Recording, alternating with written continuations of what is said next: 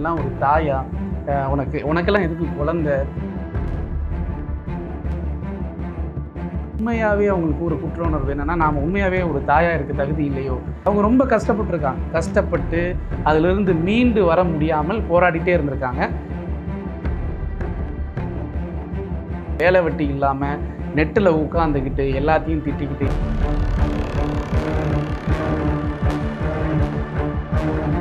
வக்கிரம் பிடித்தவர்களால், கேடுகட்ட விமர்சனங்கள் எழுதுபவர்களால் பல நபர்கள் முடங்கி போய் இருக்கிறார்கள்.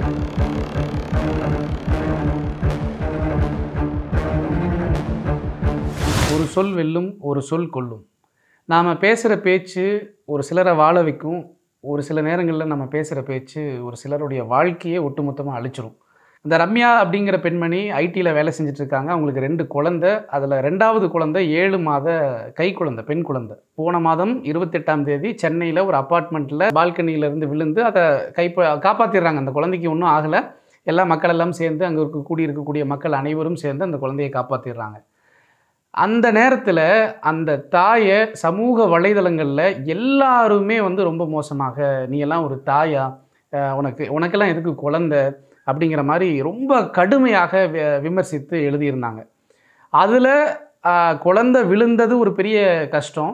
ஆனால் அதை தாண்டி இவர்கள் இப்படியெல்லாம் பேசுகிறத பார்த்துட்டு உண்மையாகவே அவங்களுக்கு ஒரு குற்ற உணர்வு என்னென்னா, நாம் உண்மையாகவே ஒரு தாயாக இருக்க தகுதி இல்லையோ அப்படிங்கிற மாதிரி ஃபீல் பண்ணிட்டதாக பக்கத்தில் உள்ளவங்களாம் சொல்கிறாங்க. அவங்க ரொம்ப கஷ்டப்பட்டுருக்காங்க. கஷ்டப்பட்டு அதிலிருந்து மீண்டு வர முடியாமல் போராடிட்டே இருந்திருக்காங்க.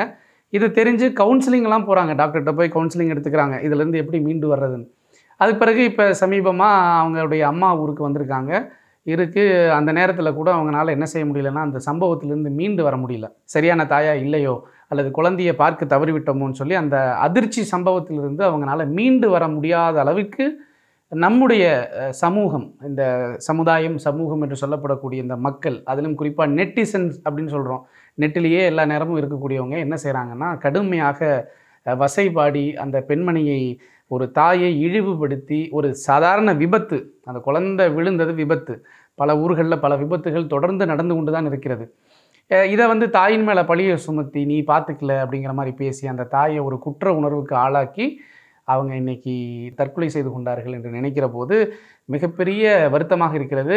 இது தற்கொலையாக இருந்தாலும் இந்த தற்கொலையை தூண்டியவர்கள் யார் என்று பார்க்கிற போது இது ஒரு சமூகம் தூண்டியதாகவே கருதப்படுகிறது. அதிலும் குறிப்பாக வேலை வெட்டி இல்லாமல் நெட்டில் உட்காந்துக்கிட்டு எல்லாத்தையும் திட்டிக்கிட்டு, எல்லாத்துக்கும் கமெண்ட் போட்டுக்கிட்டு, எல்லாத்தையும் விமர்சித்து கொண்டு இருக்கக்கூடிய, தன்னுடைய வாழ்க்கையில் 1000 ஓட்டை இருந்தாலும் அதை பார்க்காம, தன்னுடைய வாழ்க்கையில், தன்னுடைய வேலை செய்யக்கூடிய இடங்களில், தன்னுடைய பொறுப்புகளிலிருந்து அவர்கள் எவ்வளவு மோசமாக இருந்தாலும், ஆனால் பிறர் என்று வருகிற போது, அதிலும் குறிப்பாக இந்த நெட்டில் மிக கேவலமான கமெண்ட்டுகளை, பின்னூட்டங்களை விமர்சித்து எழுதி இன்றைக்கி மிகப்பெரிய கொலை செய்திருக்கிறது என்றே சொல்ல முடிகிறது.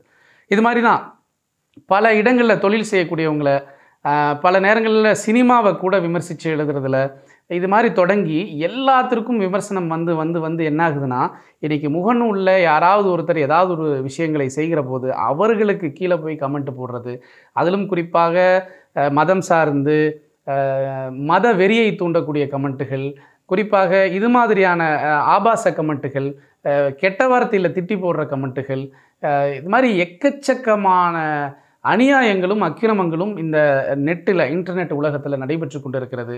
அப்போ அதைத்தான் நான் முன்னாடி சொன்னேன், நாம் பேசக்கூடிய ஒரு வார்த்தை ஒருத்தரை வாழ வைக்கும். எத்தனையோ பேர் சாதாரணமாக வியாபாரம் நடக்கலை அல்லது ஒரு பெரிய கஷ்டத்தில் இருக்கேன்னு சொல்லிட்டு தற்கொலைக்கு அவங்க போகும்போது கூட சில நேரங்களில் அந்த வீடியோ பதிவிட்ட காரணத்தினால மக்கள் ஆதரவு தெரிவித்து, மக்கள் கமெண்ட்டில் நல்லதாக சொல்லி பல உயிர்களை காப்பாற்றியதுண்டு, பல வியாபாரங்களை காப்பாற்றியதுண்டு. ஆனால் இது மாதிரி வக்கிரம் பிடித்தவர்களால், கேடுகட்ட விமர்சனங்கள் எழுதுபவர்களால் பல நபர்கள் முடங்கி போய் இருக்கிறார்கள்.